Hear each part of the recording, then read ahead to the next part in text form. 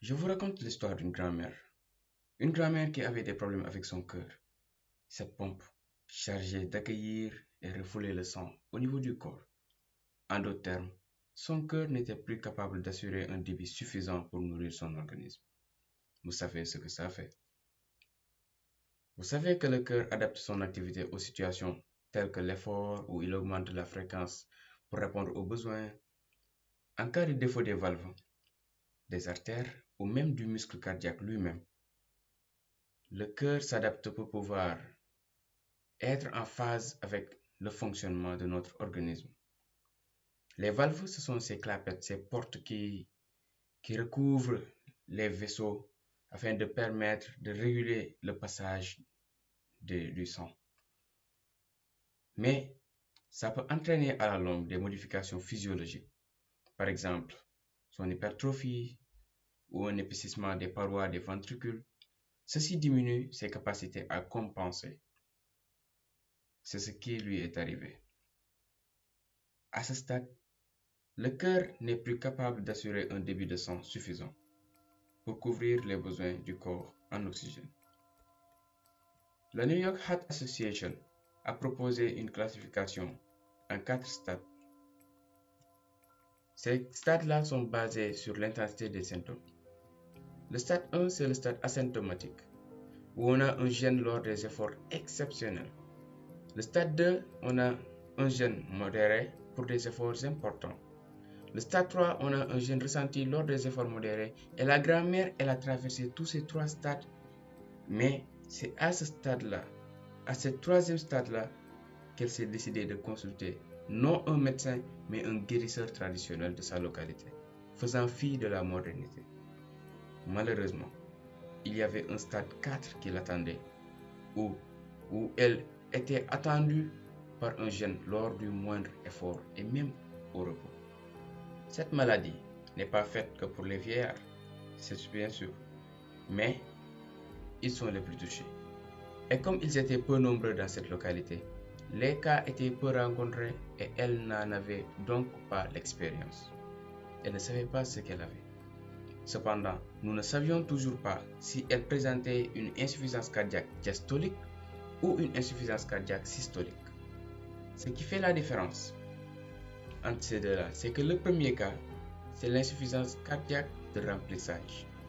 Elle est la conséquence d'un muscle cardiaque épaissi, rigidifié, et c'est un volume réduit de sang, donc d'oxygène et des autres substances vitales qu'il transporte qui sera par la suite envoyé dans les organes.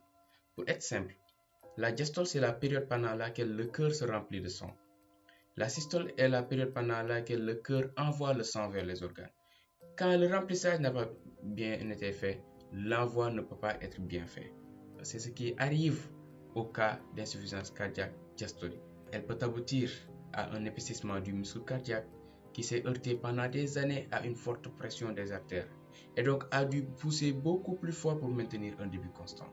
Malheureusement, le muscle cardiaque s'épaissit, mais le péricarde, cette enveloppe qui contourne le cœur, n'est pas extensible.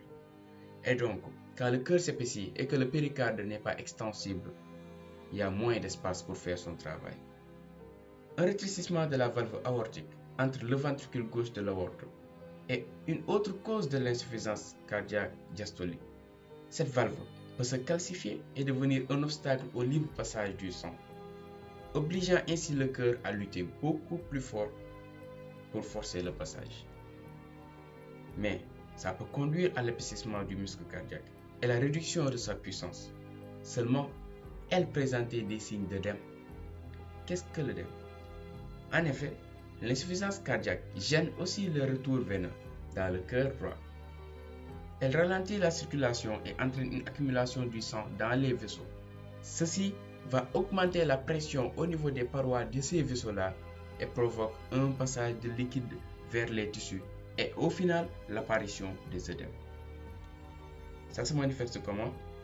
Là où il y a un œdème, quand vous appuyez, quand vous comprimez avec le doigt, ça laisse une marque pendant quelques secondes.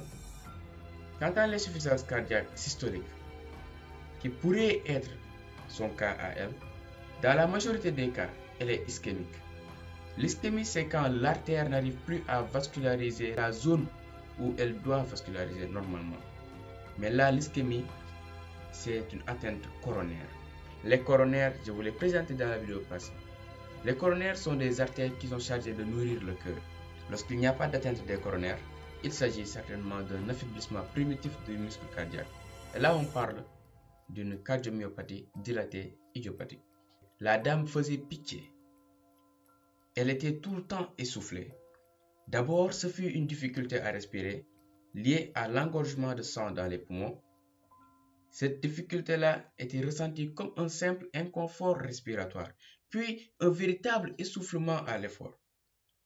Cela s'aggravait en se manifestant même au repos.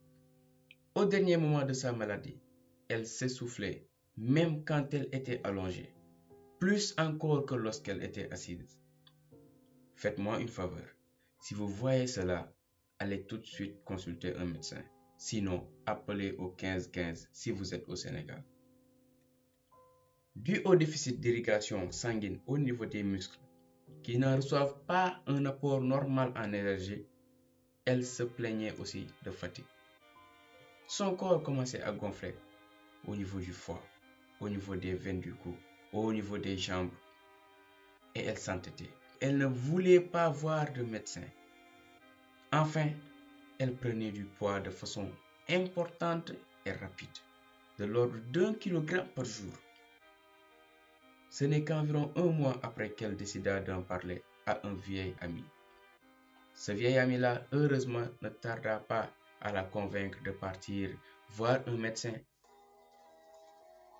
Mais malheureusement, c'est bien triste car elle agonisa tout au long du voyage pour finir entre les mains de l'ange de la mort au beau milieu de la route.